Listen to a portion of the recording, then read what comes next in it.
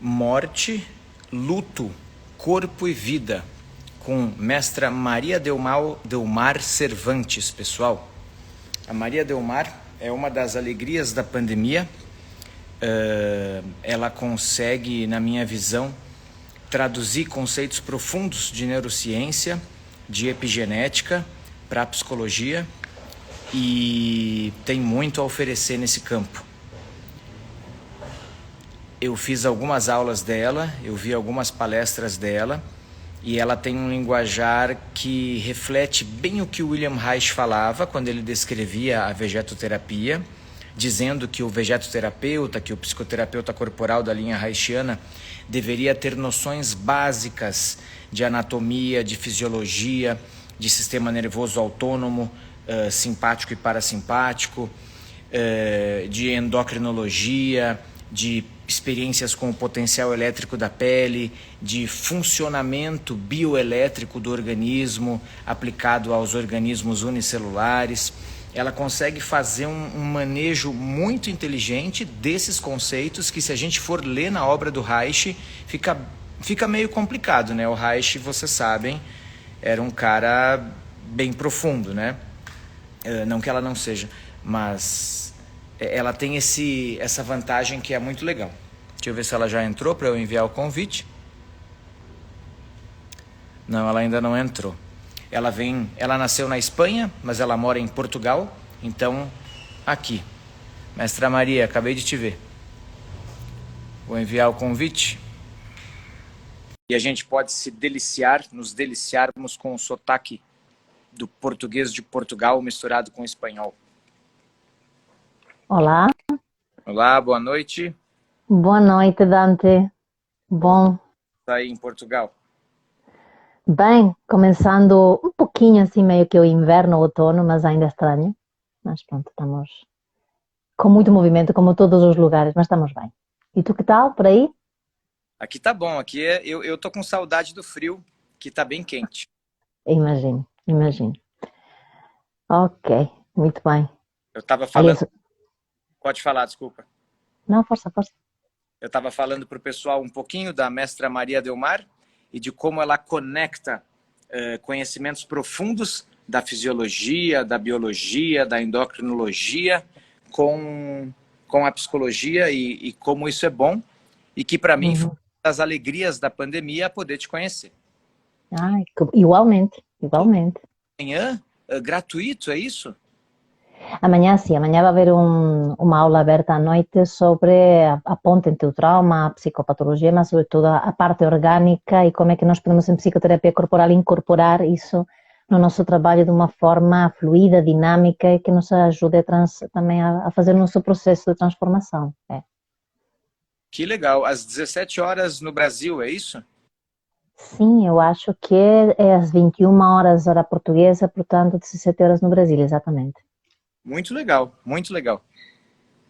Muito bom. Muito bom, Mas obrigada. agradeço a tua disponibilidade, agradeço o teu alto astral, a tua pulsão de vida de compartilhar o que tu sabe. Sou teu aluno, estou meio empacado lá no curso, mas estou andando. Eu E, sei, eu sei. e agora passo a palavra para ti, como que tu quer introduzir o tema. Uhum. Bom, primeiro de tudo te agradecer estas iniciativas todas, Dante, porque eu acho que estás tendo um impacto em muitíssimas pessoas, portanto tu eres um grande mestre também, então é bom reconhecer pessoas dinâmicas que se mantêm com este astral aposto este tempo todo, toda semana, com toda a força, isso é mesmo a pulsão de vida, e pulsão de morte e pulsão de vida a gente precisa navegar entre as duas. Os grandes filósofos falam que para ter uma boa morte a gente precisa ter uma boa vida, portanto a pulsão de vida que tu falas sempre, eu acho que está preparando uma boa morte, que é o nosso destino, pelo menos físico aqui carnal, abandonar este corpo quando a gente já não precisa dele mais, ir para outros lugares, não é? Portanto, estás de parabéns, mesmo. Eu agradeço as good vibes aí, humildemente, e fico muito feliz. Eu te Bom, considero muito e gosto muito da forma como tu passa o que tu sabe, então esse elogio para mim ganhei o dia. É, muito, mas precisa muito elogio. Hoje estava falando com uma funcionária minha e disse, é hoje que é a live com o Dante, é para aquele homem, aquele profissional, aquilo é que é, eu vou lá mesmo para essas good vibes e todas as partes do corpo que ele consegue partilhar a todos os níveis, que bom. Sim. Ok, muito bem. Vamos navegando por este tema e obrigada por termos podido escolher este tema tão interessante, tão importante, até porque eu acho que a gente fala pouco da morte na clínica. Fala pouco da morte na clínica, algumas áreas da clínica estão dedicadas à morte, mas nós falamos pouco dela. Como também se fala pouco dela quando a gente tem em casa, ou quando alguém perde alguém, se fala de quem foi embora, mas não se fala de como isso impacta a nossa própria finitude. Então, eu gostava que hoje a gente dialogasse um pouco sobre a nossa própria morte, o que isso significa, com o que a gente se depara, que coisas a gente precisa tomar em conta, revisar isso, e quando é a morte do outro, não é? O luto não é só do que se perde, é também do que significa também para o nosso caminhar, que a gente, parece que a gente se conecta muito mais com o transpessoal ou com outras questões da vida, quando a gente tem um impacto muito grande como a morte de alguém, não é? Então, também eu percebo que se não se fala da morte na psicoterapia, a gente não vai profundo. Se a gente quer ir profundo, a gente abre o tema da morte. E então aí a gente se começa a ligar com coisas bem mais existenciais, ou então aparecem os medos de base, que estão sempre lá, e um dos medos que se fala mais na filosofia e no espiritualismo, na espiritualidade, do contato com a morte, é que a gente tem todo tipo de estruturas para a negação. A gente a nega de mil formas. De uma forma compulsiva, fazendo demais para evitar a finitude, não querendo envelhecer, não querendo falar dela, não é? E hoje se sabe que a morte é a condição que nos permite viver muito mais autenticamente. Não é por acaso que quando temos pessoas que estão no final da vida, ou estão com uma doença grave, se identificam de coisas que habitualmente eram importantíssimas, coisas que antes eram impossíveis de largar, começam a ser importantes. E começa-se a ligar muito mais aqui e agora, as coisas pequenas, conectando-se com o que realmente podem fazer e abandonando o que não podem fazer para aproveitar os últimos momentos. E é curioso que na psicossomática, nas doenças, coisas que me dedico também muito, é nas remissões espontâneas nas pessoas que estão doentes, não é? E que percebem ou acham que vão morrer, há coisas que a gente encontra que são muito similares. Por exemplo, sabem que vão morrer e começam a ficar mais leves, menos carrancudos, começam a se ligar para coisas que antes não se ligavam, começam a dar valor a coisas que são mais importantes, têm menos apego, têm menos ego, têm menos desejos, são mais simples. Tudo aquilo que a gente anda navegando na espiritualidade, que a gente acha que está navegando, às vezes a gente navega muito pela rama, não é? E então, eu me pergunto a nível de morte, como é que cada um na sua cultura, imagino que em Brasil será a mesma coisa, que é quando as pessoas se deparam com que alguém vai morrer, por exemplo, aqui em Espanha acontece muito, que está uma pessoa morrendo, tem a idade que tem, se tiver idade, curiosamente ainda mais, e está a morrer e entra as pessoas na sala, no quarto ou no hospital e falam, não fales que ele vai morrer ou que ela vai morrer, ainda se dá conta que vai morrer, é melhor não falar disso. E, bom, será? A pessoa sabe que vai morrer, todo mundo sabe que vai morrer, mas ninguém fala do elefante branco que está na sala, né? Você fica nesse silêncio, como se isso pudesse evitar o inevitável e como se isso evitasse o choque. Eu ficava pensando muitas vezes, epa, se ninguém disse que vai morrer, se ninguém fala da morte, o que está acontecendo? Então a pessoa depois morre. Se supostamente é uma vida depois da vida, então a pessoa vai ficar toda baralhada, não vai saber o que está fazendo, se calhar tínhamos que ajudar a fazer a transição, não é? E então eu estive fazendo há muitos anos atrás umas práticas, uma espécie de voluntariado com pessoas em estado terminal. Diz. Só para compartilhar contigo, e eu concordo, a Joana compartilhou que aqui é assim também, aqui no Brasil é assim também. As pessoas mentem. Eu não sei os profissionais da psicologia que acompanham pessoas em estado de morte, né? Mas as pessoas comuns, os leigos, isso é comum no Brasil também. não é? Pois. Eu acho que também tem a ver muito com a nossa cultura, não é? Parece que a morte é uma coisa que não se fala para não atraí-la. Há uma piada muito engraçada do Woody Allen, que é uma figura muito engraçada, Woody Allen, que lhe perguntavam, você tem medo da morte? E ele fala, não, a sério, não, não, não, eu não tenho medo da morte, eu só não quero estar cá quando ela apareça.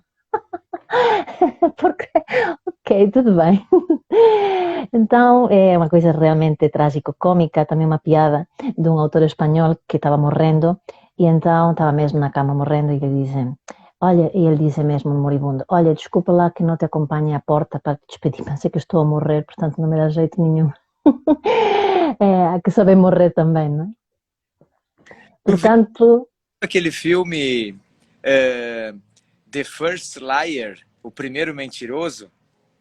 ai não, não É vi. muito legal, que é sobre a invenção. Aqui no Brasil foi traduzido por A Invenção da Mentira. The Invention Ah, of Lie. já ouvi anunciado, mas não vi, mas é bom, né? É Tem bom o filme. a mãe dele tá no leito de morte, e aí ela tá, eu tô morrendo, minha vida foi triste, agora acabou. Aí ele fica triste e fala, não, aí ele inventa uma história, é bem engraçado, tem a ver sobre isso. É, a negação, não é? Uma das faces do luto e da própria gestão da morte do outro, sim. Mas é trágico-cômico, não é? Porque na realidade uma coisa é certa. A gente, quando sabe uma coisa, que a gente que quer ser tão controlador, a gente sabe que a gente vai morrer. A gente sabe, mas não sabe. Ou seja, a gente sabe e evita. Mas realmente, quando a gente já se dá conta que vai morrer, é quando fica muitas vezes mais acordado. Porque eu tenho me deparado muito com muitas questões nos últimos tempos e quando fiz esse estágio com pessoas moribundas me foi muito, muito importante para mim. Quando realmente a gente está perto do fim, desperta. Está muito mais desperto. E não é preciso chegar a esse lugar de fim para a gente se dar conta que é essencial. Houve um sketch, né, de Natal muito bonito em Espanha que fizeram uns dias, há uns anos atrás, no Natal. E então fizeram uma espécie de estudo em que pegaram pessoas de todas as idades e disseram o que vais oferecer à pessoa mais importante da tua vida para este Natal. E então, pronto, cada um falou, vou oferecer um iPhone, vou oferecer uma viagem, vou oferecer uma coisa que a pessoa gosta muito. Então, ai, que bom, que bom. Essa é a pessoa mais importante da tua vida, vais oferecer isso? Sim, sim, sim, coisas giríssimas, gastaram muito dinheiro. Então, ok, agora imagina que é a última vez que vais a ver essa pessoa, porque essa pessoa morre. Agora, vai lá pensar que vais oferecer. E então, as pessoas vieram, depois nos meteram numa sala para que pensassem, e vieram 6 horas depois com o resultado. Todos mudaram o presente e todos falavam, não, eu iria tomar um café, eu viajaria para estar com essa pessoa, eu levaria para ver o neto a jogar o futebol. Trocaram todos os presentes materiais por tempo de vínculo, tempo de contacto. É uma coisa que a gente não pode contar e não pode comprar. E então havia uma rapariga que dizia, gostaria que não me tivessem feito passar por esta porcaria de experiência para me dar conta que estou fazendo tudo errado na minha vida e que preciso dar mais tempo à minha vida, aos meus vínculos e dar mais sentido. E a gente tem estas mensagens super bonitas, livros que nos falam de tudo isso, mas a gente se esquece com muita facilidade. Se esquece com muita facilidade. É como se nosso hipocampo tivesse dificuldade para levar isso para a memória a longo prazo e deixar no presente dia a dia, em que a gente se aproxima muito mais da nossa morte, seja daqui a muitos anos velhos, ou seja daqui a um tempo que nos acontece alguma coisa. Então, eu acho que para nosso tema, também na psicoterapia, a gente precisa trazer de uma forma profunda, alegre até, interessante para aproveitar a vida, a morte nas nossas sessões, a finitude. A finitude do corpo, e ao mesmo tempo, curioso que quando a gente fala de morte, a gente pode falar muito mais de vida. Só que essa ideia errada, que se eu falo de morte, parece que vou atraí-la. Se eu falo de doença, parece que vou atraí-la. Né? Se eu falo do errado, parece que... Não, depende, vou falar de muita coisa, vamos trabalhar muita coisa. Mas como é que seria introduzir a morte como se fosse uma personagem, não é? Como fazia o First Pels, que para falar do sonho, colocava o sonho como se fosse uma personagem e falava com ela, olha, hoje não apareceste na mim, não me lembro de ti bem, olha, és um chato porque aparece depois durante a noite me acordas, e não sei bem o que tu me queres dizer, mas eu estou um pouco zangado, enfim, e se faz um diálogo, psicodramático, tu gostas muito do teatro, então se pode fazer uma personificação da morte. Eu tenho feito muito trabalho corporal com a morte e é maravilhoso. Transformar a morte em uma personagem, a gente se relacionar com ela. Como é que é se ela estivesse muito perto? Como é que ela se ela estivesse muito longe? Quantas vezes já passou pela minha vida? Tu, pela idade que tem, que és um jovem adulto, já deves ter passado por lutos. Eu também, já passei por vários. Familiares, pessoas muito chegadas, uma filha que não chegou a nascer, pessoas muito próximas. Parece que nesse momento de chute, a gente parece que se reconecta com algo, não é? A gente começa a falar muito mais da mediunidade, do que haverá depois da morte, se a gente se atreve, porque uma das coisas que a mim mais me move é estas coisas que realmente são as questões mais básicas, não é? Quando nos deparamos com a possibilidade de morte, que é real, a gente morre mesmo. A gente morre mesmo, deixa de estar cá. Ou o que vem depois. O que será que vem depois? A gente poderia estar discutindo aqui os dois horas, se a gente acredita que é depois, não depois. Ninguém voltou o tempo suficiente para nos contar depois de 7 ou 14 minutos de morte clínica, para voltar depois de um ano e dizer, olha, estive lá passeando na outra dimensão. Olha, o que acontece mesmo é que não há nada de um purgatório, que há uma grande festa, o inferno existe, há um já, sei lá o que há, né? Há outro planeta, há os extraterrestres, há outra dimensão, vou ver a meu avô, vou encontrar os meus seres queridos. Quanto mais estudo, Dante, mais eu não sei. Provavelmente não é para saber. Então, a extinção do ser, o que vem depois, a morte mesmo, nossa, estou falando ainda da nossa, não é ainda dos outros. São coisas que têm ocupado ao ser humano e ocupa mesmo muito, sem ocupar. Porque, como Lowen dizia, o neurótico é aquele que mata o erótico, para evitar sofrer de morte, ou que a coisa doa de tal forma que é insuportável o sofrimento, a gente evita viver, evita pulsar, evita fazer, evita contacto, evita colocar limites, para evitar essa dor insuportável de morte. A gente está morrendo todos os dias. Morro se não me chama, morro se chumbo, morro se não tenho dinheiro, morro se o avião não sai a horas. A linguagem é... eu morro se não disse que estou linda, eu morro se engordo 3 quilos, eu morro se não perco 10, eu morro se aquele me vê nua, eu morro se aquele não me quer ver nua. A gente está morrendo o tempo todo. E para evitar essa possível morte, a gente fica neurótico, mata o erótico, mata a pulsão de vida que tanto tu falas. E então fica morrendo todos os dias um pouco em vez de viver, não é? É por isso que a gente tem tanto trabalho, porque a gente está todos neuróticos, evitando a morte em doses pequenas todos os dias, sem que a gente realmente evite coisa nenhuma, não é? Há uma coisa que eu li há uns tempos atrás de Irving Yalom, que é um psiquiatra americano, muito interessante, existencial, da linha existencial. Ele tem vários livros, tem um que é Os Olhos, tem outro A Luz dos Olhos, tem outros livros que falam da terapia, tu deves conhecer com certeza. Então, numa das passagens, não me lembro em qual dos livros, conheces? Os livros dele fizeram muito sucesso. Mentiras no Divã, A Cura de Schopenhauer e quando Nietzsche chorou, Sim, a trilogia famosa dele, depois ele ter feito outras, mas é fantástico, não é? E ele tem uma passagem em algum dos livros, fora dessa trilogia, muito interessante, em que ele fala por que de alguma forma o que nós entenderíamos como oral compensado, ou a tendência, ou o que for, mais ou menos na linguagem que a gente, mais ou menos, que tem que mudar, né? Porque já está um pouco obsoleta, mas pronto, a gente vai ter que revisar isso, né? Mas por que o Salvador, claro que está na negação também da sua própria necessidade, por que o Salvador, o oral compensado, a ver que não precisa nada, se torna indispensável para os outros, obviando ou não dando-se conta da sua própria necessidade? E ele faz uma analogia muito interessante. Faz isso porque é tão doloroso não imaginar que alguém realmente o vai nutrir e vai lhe dar aquilo que nunca teve e tiver que ter o grau de imprematuro e correr para se mostrar indispensável e criar esse narcisismo primário, porque assim se assegura que, sendo indispensável em momentos de hecatombe ou de desastre de qualquer tipo, em que haya perigo de vida, ele seria salvo. Ele ou ela seria salvo.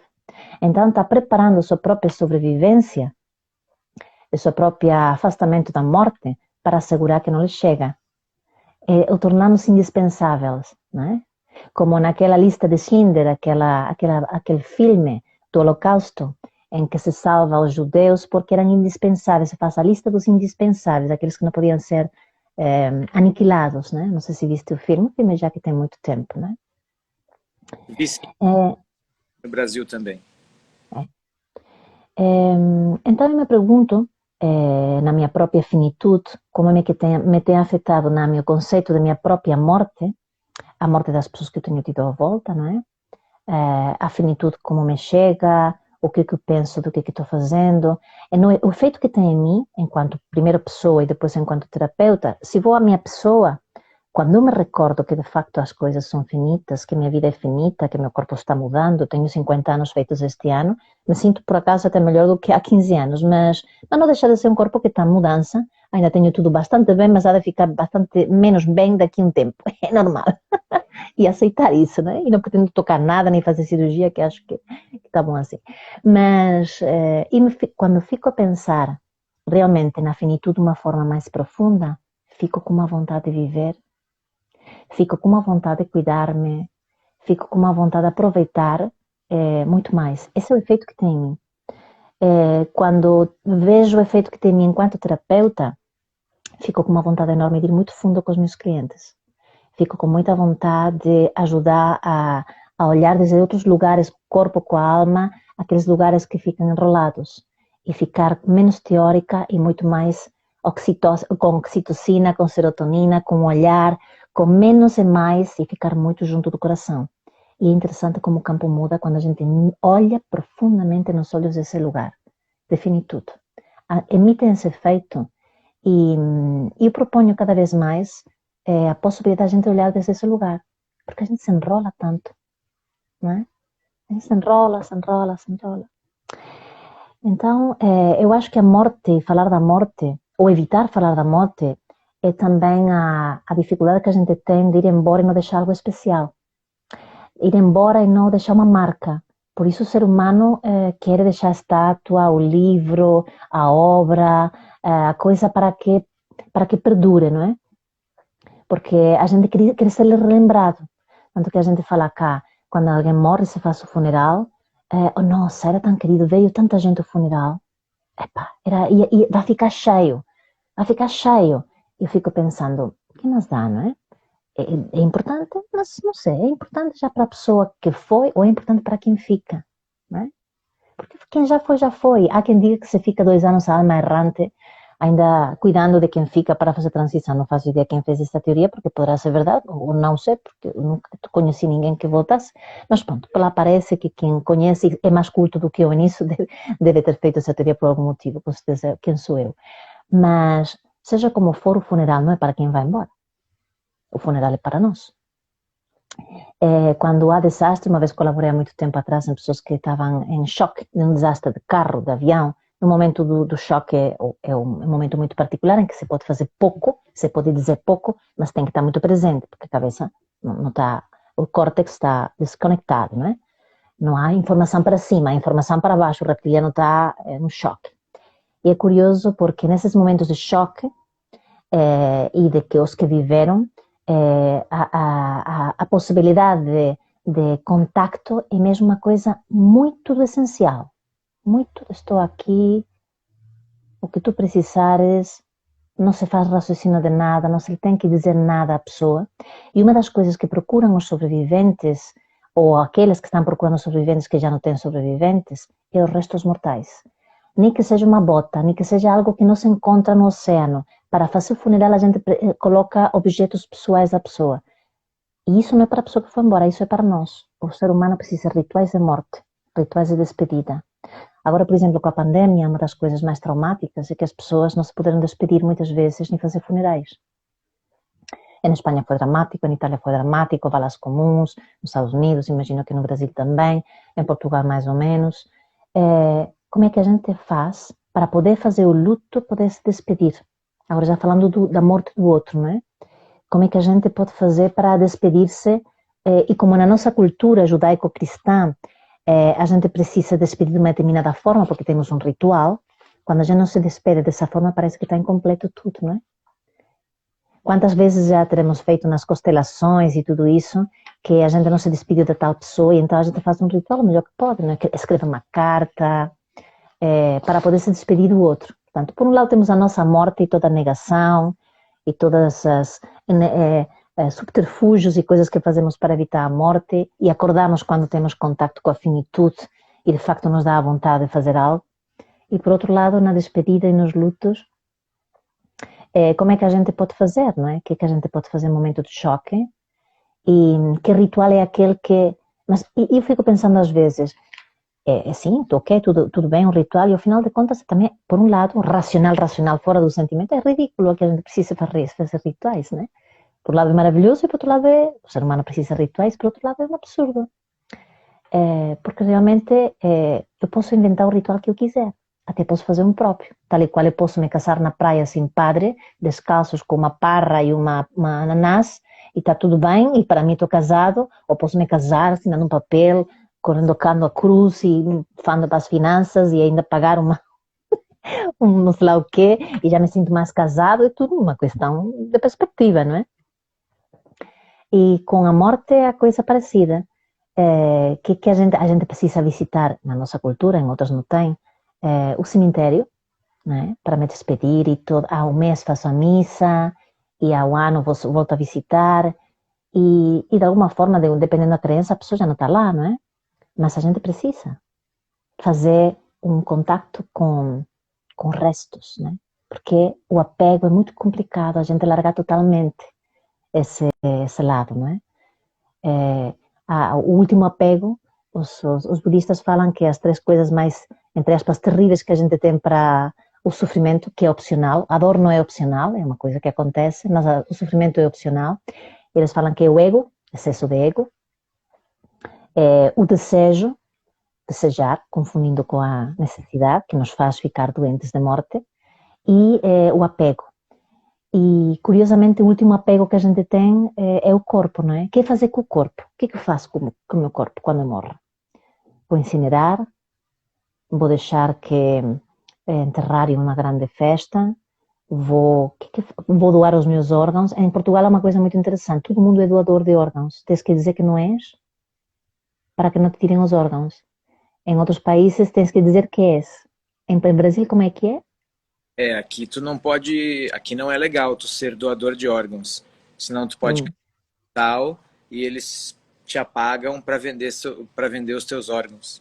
Agora que o número de miseráveis, agora que a gente está com esse presidente aí um pouquinho confuso. Um pouquinho? Enfim, continua.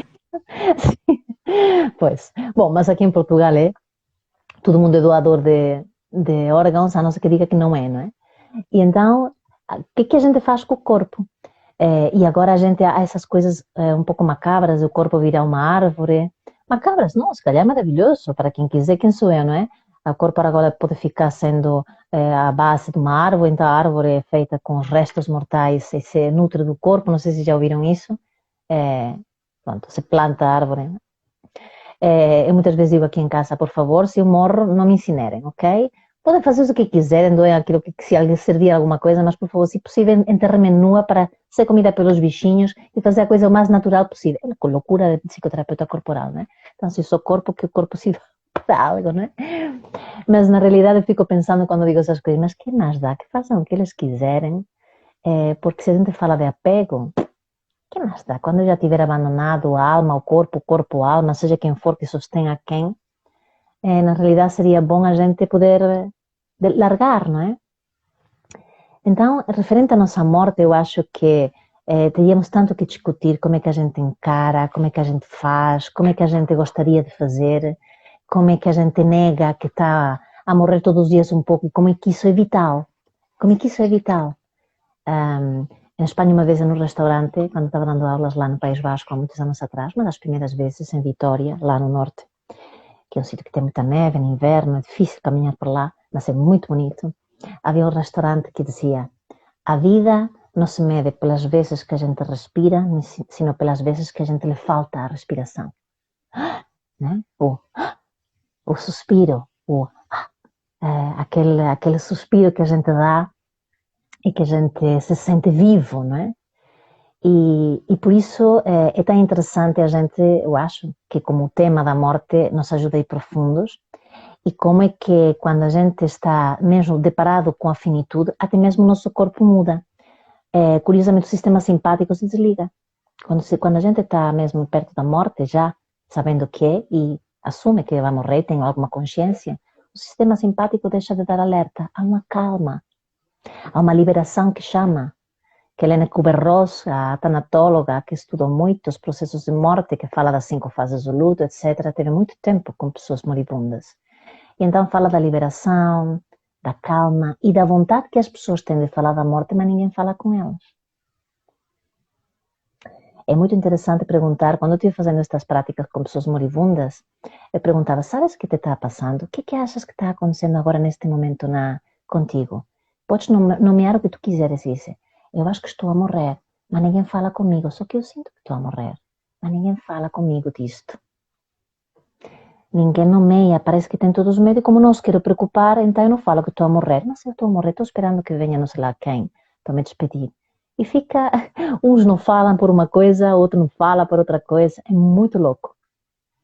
Eu acompanhei uma paciente no leito de morte, né? Ela estava diagnosticada já, o câncer estava cada vez se espalhando mais, e eu tinha sessões semanais com ela. Eu ia até a casa dela e a gente conversava. Ela pôde olhar para o pai, olhar para a mãe, falar tudo que ela sentia para todo mundo. A gente pesa, assim, sabe? Se existe karma e alma, ela vai reencarnar bonitona. Que ela lhe falou tudo, né? Só que o que acontecia? Eu trabalhava com ela com base na realidade, no diagnóstico médico. A morte, ela tinha 6 meses de vida no máximo. As pessoas iam lá e diziam que não, que ela ia sobreviver, que ela ia se salvar, né? Por amor, sei lá, por medo de olhar para a própria morte. Então eu chegava na outra semana, ela falava, fulano veio aqui, disse que eu vou viver, disse que eu não vou morrer, sabe, é complicado. Complicado, é isso. Quando a gente vê morrendo outra pessoa, a gente fica conectados com a angústia do abismo, com a nossa própria angústia do abismo, porque a gente fica olhando uma possibilidade também para nós, não é? Uma morte não é só uma morte, pode ser uma morte dolorosa, pode ser uma má morte, pode ser uma morte em sofrimento, pode ser a dor física. Há quem fala, eu não tenho medo da morte, quero não morrer com dor, ou não morrer sem consciência, ou estar entubado, ou estar ligado a uma máquina, há tantas possibilidades, não é? Mas esta coisa de dizer ao outro que não vai morrer, numa grande parte dos casos, é porque eu não consigo próprio encarar a própria morte. Essa fábula de se a morte fosse um conferenciante num cenário, se eu quero mesmo perceber o que ele diz, eu preciso colocar-me na primeira fila. Só aí então eu vou captar a profundidade do que o conferenciante, que não tem microfone, quer dizer. Então, será que eu quero ficar na primeira fila? Será que eu quero ficar na última fila? Será que eu quero ficar fora do teatro, né? Que é o teatro da vida. Eu às vezes faço essa metáfora com os meus clientes, né? Onde queres ficar? Porque ela está cá, na rua, na estrada, na vida, no povo, na nossa aldeia, está aqui sempre perto e temos que nos relacionar com ela.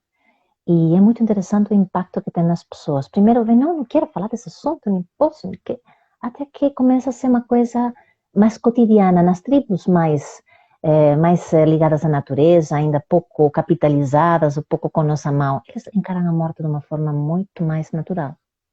E as crianças, é incrível como as crianças, quando a gente fala, porque falar da morte é falar de honestidade, é falar da vida, é falar da realidade, como tu falaste, que falavas com tua cliente, e que tens a consciência que ela foi embora muito melhor, porque foi honesto, porque foi real, porque foi possível, porque teve o tempo, porque teve as fases da morte, porque foi possível ela se despedindo e negociando com ela, né? E com as crianças que ficam com medo da morte ou compensando, mais a partir dos 4 anos, a morte dos pais, se dão conta também que eles podem morrer e começam a fazer uma associação, vai depender de quem tem ao lado. Há uns anos atrás, eu tive uma cliente minha que ela ficou viva muito, muito jovem. Ela tinha 30 e poucos anos, 31 anos, 32, com 2 crianças pequenas, uma de 4 e outra de 7 ou 8. Então o pai delas morreu. E então todo mundo dizia, e já era para morrer, estava com um câncer muito grave, e então as pessoas diziam, ai, o que vais fazer, Coco? Elas não podem ver o pai, que eu lembrem como ele era, vivo. E então ela ia falar para mim, o que eu faço? As minhas filhas, não sei o que eu faço.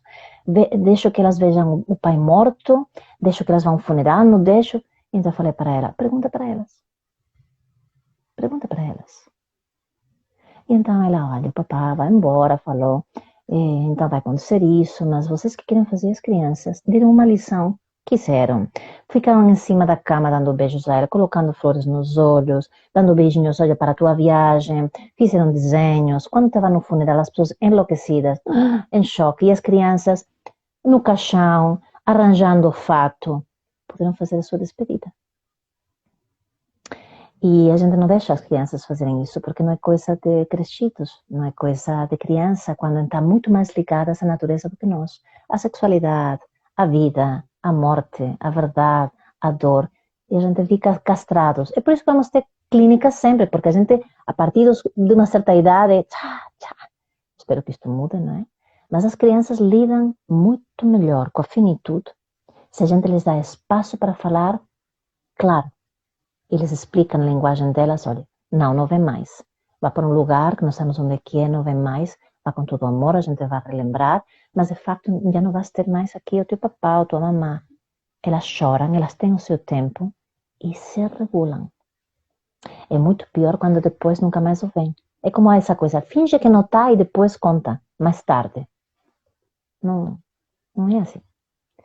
Então, é muito interessante como é que a gente tem contado uma história sobre a finitude, não é? A gente se conta cada história. E eu estive debruçando-me sobre isto da morte, quando a gente tem que lidar com a morte do outro, não é? O que acontece quando é a morte dos nossos pais, né? Quando a gente tem a morte dos nossos pais, a maior parte de... Mesmo que a relação não seja fácil, não é? A gente se rompe essa coisa mágica da possibilidade de alguém dar suporte à nossa vulnerabilidade.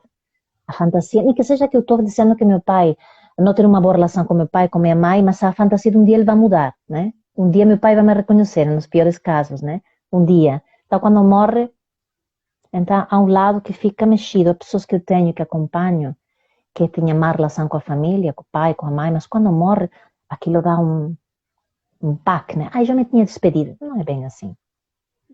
Sim, não, depende dos casos, né? Mas a gente tem que se enfrentar de novo com uma orfandade e com a vulnerabilidade de facto, agora morreu mesmo, né? E, sim, fala. Tem um comentário, vou ler para ti, tá? Claro. A Mari Lúcia, ela falou assim, meu filho tem 6 anos, aos 2 anos perdeu o pai, e de forma trágica. Peraí que... Então, o contato dele com a morte é muito forte, pois também viu seu avô morrer, esse último aos 91 anos. Eu já posso ir falando para ele que a morte é natural, que ninguém foge? Como conversar com ele? Claro. Que idade tem um menino, disse ela agora? De 6 anos. 6 anos. Sim, pode falar, claro. Mas, sobretudo, quando vem o tema e ele faz as perguntas, porque os temas este tipo de temas muito existenciais sobre a morte, uma vez que já o tenho experimentado, quando surge no tema, a própria criança ela vai fazendo perguntas, não é? Pequenas perguntas, se já não está mais, se está... Então, a pessoa pode ampliar, não? E quanto mais naturalidade a gente faça, melhor. Mas com um miúdo de 6 anos pode perfeitamente se falar, até antes às vezes. Mas, sobretudo, perceber qual é a disponibilidade dele ou dela. Não vale fazer mal se a gente o colocar no nosso corpo, na nossa alma, com amabilidade, com amorosidade, e nós lhe damos esse nosso lugar seguro, que é seguro falar disso, eles sentem segurança. Mais do que o conteúdo do que a gente lhe fala, eles observam como é que a gente lhes fala. Se a mãe e o pai que está vivo, que é aquele que cuida, que é aquele que lhe dá o suporte, fala disto desde um lugar de suporte, desde um lugar de estou seguro, estou te explicando algo que forma parte da vida e eu estou cuidando o melhor que posso, criança calma, porque sente segurança. Se a mãe e o pai esperam contar isso, ou quem esteja a contar, na fantasia de que vou contar uma coisa terrível, a ver como ele reage, vai correr mal. Muitas vezes corre mal, porque não é desde o lugar da calma, é desde o lugar de tem que soltar uma notícia que é muito chata, de um assunto que é muito peliagudo, e então não vê como é que encara este miúdo a coisa. Não é. É mais do que o conteúdo é a junção, porque a criança não é experta no córtex, não é experta na linguagem, é experta na linguagem corporal, é experta em gerar oxitocina, serotonina, na calma. Se eu vou com calma, ele vai ler que com a minha calma, calma, assunto, então o assunto é calmo. Nervosismo, assunto, então, assunto é nervosismo, né? Vai começar a liberar cortisol e a criança cheira. Nossa, falar desse assunto é muito difícil. Maria, quando tu fala cheira, é uma metáfora ou realmente existe um cheiro? Não é uma metáfora. Não é uma metáfora, é mesmo, ao mesmo tempo que se cheira, existencialmente se cheira, a gente cheira, o olfato é dos poucos sentidos que vão diretamente, não precisa passar pelo córtex para provocar sensações. Então, a gente ao cheirar as hormonas, os neurotransmissores, que a gente também cheira, os fofoqueiros do sistema, nos falam se a outra pessoa está com medo ou não. Por isso as crianças têm medo dos estranhos, ou choram quando estão e a outra pessoa está angustiada. É um coquetel de molotov, não é? Então, se a mãe, o pai, quem cuida, está calmo, não finge estar calmo, está real, porque a gente não, em uma criança a gente não pode fingir que está calmo. A gente está ou não está? Eles se organizam reptilianamente. Então, se a gente está calmo, eles cheiram, são mais ligados à parte mais animalesca, então eles acalmam muito mais. E então falam, este ambiente é seguro, então aqui posso relaxar e posso me entregar. Então ficam associando esses inputs. Portanto, não é só metafórico, é mesmo literalmente, né? O cheiro é algo muito, muito importante. É muito legal a forma também de trazer, né, os três cérebros e o que está sendo comunicado e a relação deles. Sim, Legal. claro, claro. Mas isso é com as crianças, mas é com as pessoas adultas também. Adolescentes, adultos. Se eu estou falando de um tema que supostamente é tão grave como a morte, porque tudo depende de como é que eu encare, se eu falo olhando, se eu falo com o coração batendo mais calmamente, falo desde o lugar do prazer de poder estar a falar e partilhar algo tão profundo com uma pessoa, outra pessoa sente-se abraçada, porque cheira a minha serotonina, porque não há cortisol, porque não há adrenalina. Então, meu reptiliano fala, não há perigo. Meu sistema límbico fala, isto é prazeroso, isto é amável, sinto amor desta pessoa. Meu córtex fala, nossa, este contexto me vai servir para outras coisas, e começo a fazer negociações e fazendo, opa, isto é diferente de outras coisas, isto pode me levar a aquela coisa que li, aquele filme que li.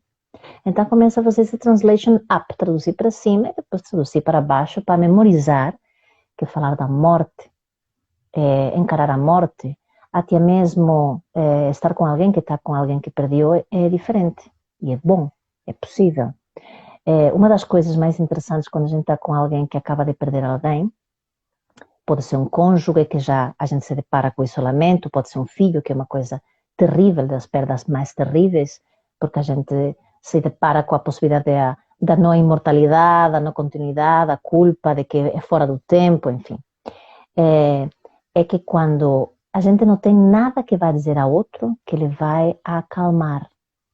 Nada do que a gente verbalize vai acalmar a pessoa que está. Pode eventualmente ter um efeito oposto. A gente tem que falar pouco para alguém que acaba de perder alguém. Uma das frases que mais ajuda a pessoa que acabou de perder alguém é: olha, não faço ideia o que posso fazer para te ajudar. Estou aqui. Não tenho palavras para a tua dor. Não faço ideia como me estaria sentindo se fosse eu. Estou aqui, não faço ideia, mas aqui não saio enquanto tu quiseres. Faça o que quiseres. É das coisas que mais acalma é falar, não sei, mas sei que tenho que estar aqui contigo, se quiseres que esteja. Mas não dizer, olha, está dormido, olha, pensa que depois, olha. Não, nada disso resulta. Licença. A Vera Sim, dizer que a pessoa se foi, né, para uma criança pode gerir um sentimento de abandono. Falar sobre a morte deve ser natural, né? Como nascer. sim. Tem uma pergunta. Força. Vou ler. Antes disso, não sei o que tu acha. Eu penso que muitas pessoas não conhecem os 5 estágios do luto. Se puder falar, acho que talvez seja interessante. Claro. Só vou ler Assim, sim. Os 5 estágios de luto, que são considerados de alguma forma aqueles mais conhecidos, muito estudados sobretudo pela tanatóloga, pela Ellen Kubler-Ross, tem livros fantásticos, se dedicou a vida inteira a isto. São 5 estados que não têm etapas de tempo, podem acontecer no mesmo dia os 5. A negação, a ira, a negociação, a depressão e a aceitação. Portanto, a negação habitualmente tem a ver com a possibilidade de dizer: não acredito que isto me está acontecendo a mim. Há muitos graus em todos eles. Eu não acredito que isto me está acontecendo, de certeza que morreu, ou ocupar-se muito e não me está acontecendo, mas pode ser: não quero saber que estou doente, não quero me fazer as provas, ou não quero olhar para aquele lugar onde passou, não quero voltar àquela casa onde essa pessoa morreu, onde está minha avó, minha mãe, eu não sou capaz de entrar. Negação é tudo isso. Negar o contacto com a sensação daquilo que experimentei. Sensação, depois emoção, depois pensamento. Então, você quer desconectar da proximidade. Então, a negação não é só não quero ver, é mesmo negar uma parte até daquilo. E todos nós passamos por isso em algum lugar, em alguma transição, alguma morte. Portanto, a negação é uma das primeiras fases daquilo. Do contato com com alguém que morreu, por exemplo. A outra a fase é a da ira, que podem ser, não tem uma ordem específica, porque elas, no mesmo dia, como digo, isto são depois de muitos estudos, a gente pode passar por vários momentos. Com o tempo se vão afastando mais, se vão regulando. Então, a negação é essa, uma parte de mim não consegue contactar com essa realidade, e pergunta e repete. A ira e a raiva é uma sensação muito quente, muito zangada, de que parece que me abandonaram, porque morreu agora, porque não se cuidou, porque fez aquilo daquela forma, me deixou aqui sozinho, sozinha com tudo isto. Só que há uma coisa muito interessante com a ira. A ira e a raiva é mobilizadora, forma parte da nossa vitalidade e forma parte também do sistema reptiliano e da possibilidade de colocar limites. Quando a gente entra em contato com a raiva, é um bom sinal. Não é só isso, claro que preciso mais, mas é bom sinal porque é sinal de que quando eu conecto com a raiva, eu estou conectando com a minha vitalidade e estou dizendo ao meu corpo: eu posso suster a potência. Quando eu estou em contato com a raiva, eu estou dizendo: eu posso suster a potência, posso suster uma coisa intensa, então estou me vitalizando. A forma, a quantidade, o tempo que esteja com isso já dependerá da pessoa, mas em um primeiro momento, contactar com isso é sinal de que não está havendo um congelamento. Então, na raiva, na ira, eu quero me sangar com o mundo, me sangar com Deus, se acredito em Deus, me sangar com a religião, me sangar com as ideias, me sangar com o chefe, com o primo, com o tio, comigo mesmo.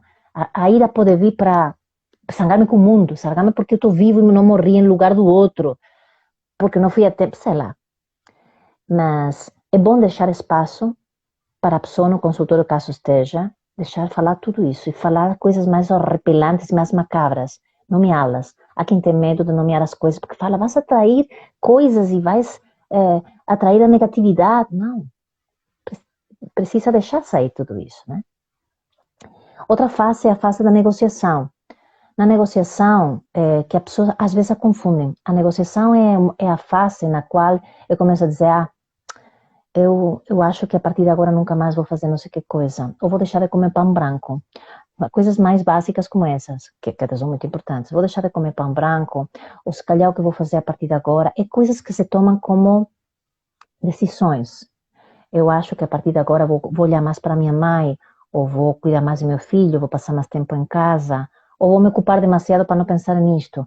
A negociação pode ser dessas coisas mais básicas a começar a fazer um pouco uma análise do que deveria ter feito, não deveria ter feito, e começo a tentar encontrar um sentido, né? Um sentido a um movimento que preciso fazer. Nem sempre alivia, mas é também um movimento bom, significa que a gente saiu da negação e saiu da ira, saiu de uma coisa muito concreta para ampliar, e o processo criativo começa a ter um movimento, começa o córtex a ter mais comunicação por hipocampo, a amígdala tem momentos de descanso, começa a regular outras hormonas, começa a ter momentos de, isto poderia ser uma possibilidade. O mover isso abre o campo de possibilidades, que é uma coisa que quando congelado não tenho. E depois outra fase é a fase da depressão, que é a fase da tristeza profunda, do desamparo, de me dar conta que minha vida vai ser totalmente diferente porque a pessoa foi embora. Há pessoas que se preparam para a morte do outro, se preparam muito para a morte do outro, para o momento em que a pessoa vai morrer. Não se preparam para o depois, porque isso ninguém se pode preparar. quando voltam a casa e depois um mês já ninguém liga por telefone, liga muito pouco, porque as pessoas ligam muito nas primeiras semanas, mas a partir de 40 dias as pessoas voltam para as suas vidas e já não é bem assim. E então a gente se depara com o nosso próprio abismo. E então, ao desamparo de tudo bem, as pessoas têm que ir para a sua vida, eu volto para casa, não tenho filho, o marido, a mãe, ou na casa do lado, não tenho aquele telefonema todos os dias, então tenho a ausência de aquilo na minha vida, ou a ausência do pensamento que podia ter isso na minha vida, aunque esteja zangada com a pessoa. O depois na minha vida. E aí, não é muito fácil que tenha muito amparo, porque eu tenho que lidar isso dentro. Então, nessa depressão, ao mesmo tempo, é me preparar para uma nova fase. Eu tenho que passar pelo bardo, se temos no discurso budista, preciso passar pelo bardo do desespero, da dor, para poder não cair no sofrimento eterno, não é? A dor é impossível de fugir dela, as coisas quando doem, doem. E preciso acolher isso. E depois dessas fases estarem cada uma mais, menos, vem a aceitação. E a aceitação não tem por que ser também, ai, que bom, já passou tudo. Não. A aceitação é o contato com a realidade e também é a possibilidade de eu assumir que na fase que estou agora, eu preciso me reconectar com o que é possível. E nesta fase, quando a pessoa, por exemplo, está em psicoterapia, porque a gente não pode evitar a dor, a gente trabalha com o sofrimento, não com a dor.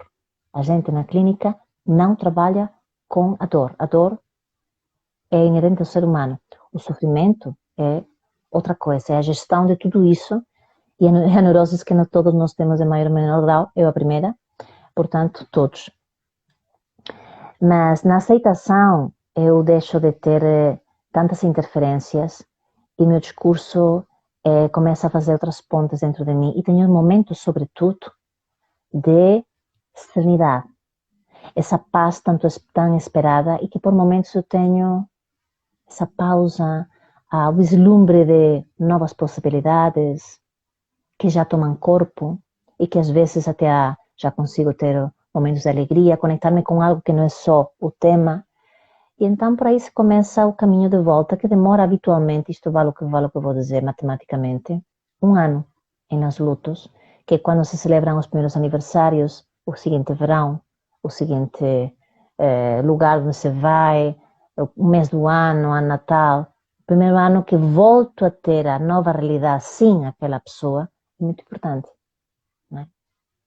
Portanto, estas 5 fases eu recomendo que as pessoas leiam a Helene Kubler-Ross, ela é muito interessante, não é a única autora que faz isso, mas ela marcou uma época, e ela fala que estas fases se encontram nos lutos todos, maior ou menor grau, sem ordem, e se podem encontrar em diferentes intensidades, mas são muito importantes também na terapia, para perceber como é que a pessoa se conecta com elas. Né? Meu pai faleceu faz 1 ano e pouco, e eu mais sentia falta dele quando eu via um vídeo de carro que ele gostava e eu ia mandar para ele, né? E aí agora, vídeos e nossa, eu chorava e lembrava dele, né? Agora já me veio. Muito claro. É isso mesmo. né? Posso ler a pergunta da Claro. Marilúcia? A gente tem 7 minutos, Maria. Aí pensa, depois dessa pergunta, tu já pode começar um fechamento. Ok. Ela fala assim: eu tenho muito medo da morte. E o medo é desse sofrimento. Como será? É natural ou está ligado diretamente a algum outro trauma passado por mim? Bom, isso é natural, perfeitamente natural, é do ser humano.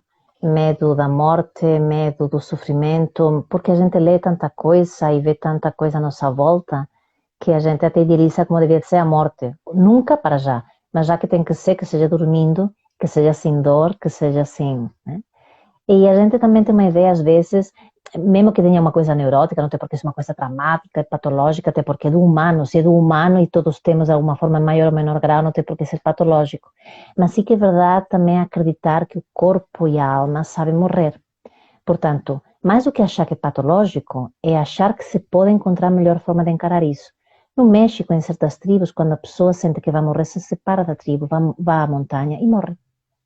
Se nós estamos mais em contato com o nosso instinto, a gente sabe quando tem que morrer, quando se tem que despedir. Por isso começava o nosso discurso, nossa troca, para morrer bem, a gente precisa viver bem, o melhor possível, para a gente até mesmo que venha a dor não ser tão complicado, porque o corpo sabe morrer e sabe nascer. São as únicas duas coisas certas que o corpo sabe fazer. O resto faz como pode. Muito legal, Maria.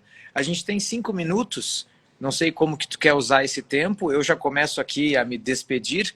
Agradeço muito, para variar, né? Sou teu fã.